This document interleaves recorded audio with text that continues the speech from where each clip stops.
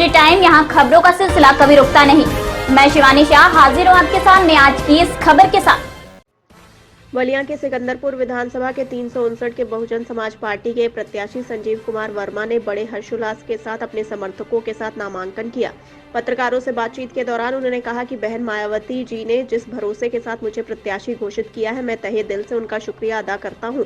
वहीं आगे उन्होंने कहा कि पार्टी के कार्यकर्ता हमेशा पार्टी के सपोर्ट में हैं और आगे भी रहेंगे। कार्यकर्ताओं के हौसले को मैं सलाम करता हूं। उन्होंने कहा कि हमारी पार्टी दलित, पिछड़े और गरीब लोगों की पार्टी है। यहाँ पर हर समय हर जाति, हर धर्म के लोगों का बराबर आदर, सम्मान, सत्कार किया जाता है।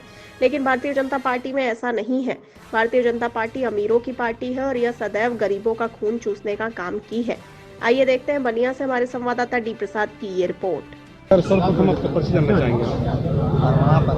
मेरा नाम संजीव कुमार वर्मा, 359 विधानसभा सिकंदरपुर बहुजन समाज पार्टी का प्रत्याशी हूँ। संजीव भैया चूंकि विधानसभा चुनाव लड़ रहे हैं, चूंकि आप युवा साथी, युवा दिलों की धड़कन आप लेकिन तो मुस्कुरा के जवाब दिया, खुशी का दिन तो हम आए हुए हैं, तो इसको आप क्या कुछ कहना चाहेंगे इस ऊपर? इस मौके पे तो सबसे पहले हम अपनी मुखिया आदरणीय बहन कुमारी मायावती जी को धन्यवाद देता है और साथ ही साथ हमारे सभी कार्यकर्ता, जिसमें खास तौर से माननीय अध्यक्ष जी यहाँ उपस्थित हैं और सैकड़ों की संख्या में हमारे कार्यकर्ता यहाँ उत्साह के साथ उपस्थित हुए हैं, तो उन सभी साथियों को आपके माध्यम से मैं बहुत बहुत धन्यवाद और आभार प्रकट करता हूँ। क्या लगता है बहुजन समाज पार्टी के टिकट पर आप विधानसभा चुनाव लड़ रहे हैं, भाई आपके बगल में ही जन अधिकार पार्टी की तरफ से टिकट दिया गया है, क्या लगता है कि अपना वोट आपके पास? देखिए, जन अधिकार पार्टी के बारे में तो बहुत कुछ नहीं कहा जा सकता है। हमारी लड़ाई तो किसी से है ही नहीं। इधर 2 साल के कार्यकाल को पिछले जो विधायक है उनको टिकट मिला है।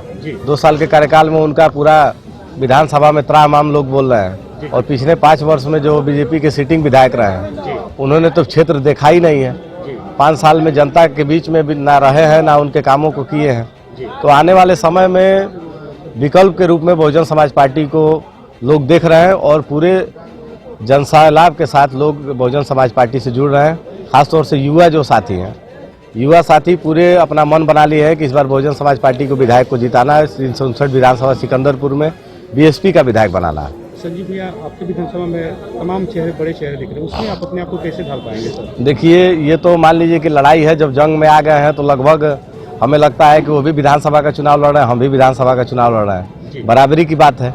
और अनुभव की बात कही जाए तो अनुभव में हो सकता है कि हमसे बड़े हों, लेकिन जो जनता का उत्साह में देखने को मिल रहा है, जनता का जो समर्थन देखने को मिल रहा है, निश्चित रूप से बहुजन समाज पार्टी के साथ है। युवाओं के लिए कोई संदेश तो युवाओं का टोली आपके साथ देखने को मिलती है? युवाओं के लिए तो सबसे पहले आदरणीय बहन जी ने ही सबसे पहले तोहफा देने का काम किया है कि जब हमारी सरकार बनेगी तो सबसे पहले युवाओं को रोजगार देने का काम होगा। और जब आप व्यक्ति के पास रोजगार होगा तो सारी व्यवस्था अपने आप तैयार कर लेगा। जो भी खाने पीने की, मकान की, जमीन जायदाद की जो व्यवस्था है, जब लोगों के पास रोजगार होगा तो स्वयं वो अपने तैयार कर लेंगे। तो बीएसपी की पहली प्राथमिकता है कि प्रदेश में सारे युवाओं को जो बैकलॉग की भर्तियां हैं, चाहे नई भर्तियां सृजित करके सबसे पहले रोजगार वाला काम होगा। और देखिए, बहुजन समाज पार्टी कोई छलावा नहीं करती है, ना उसका मैनिफेस्टो पहले जारी होता है, ना कोई घोषणा पत्र जारी होता है।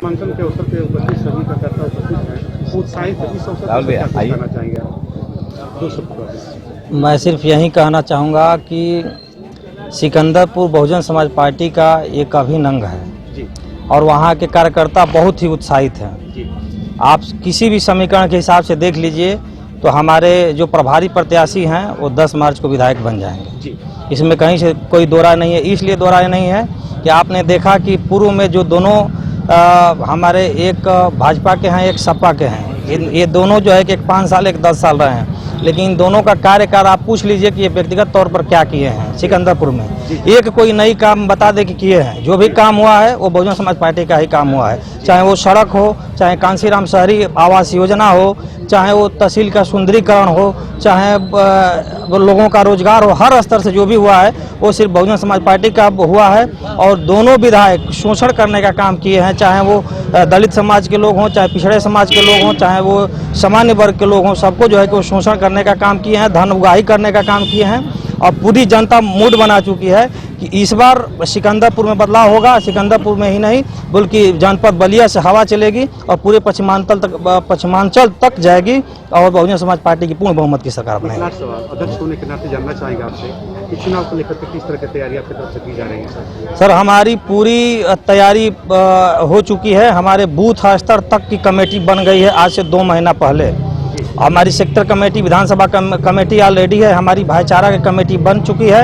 हमारी कमेटी प्रत्येक समाज में काम कर रही है, ऐसा कोई समाज नहीं है। और जब हमारी बहुजन समाज पार्टी की सरकार चल रही थी, हमारी बहन कुमारी मायावती जी जब ये इस प्रदेश की मुख्यमंत्री थी, तो इस पूरे प्रदेश में सर्व समाज की भागीदारी की बात की थी। उसी के तहत आपने देखा कि 28 लाख नौकरी दिया उन्होंने, बहुजन समाज पार्टी की नेता ने 28 लाख नौकरी दिया।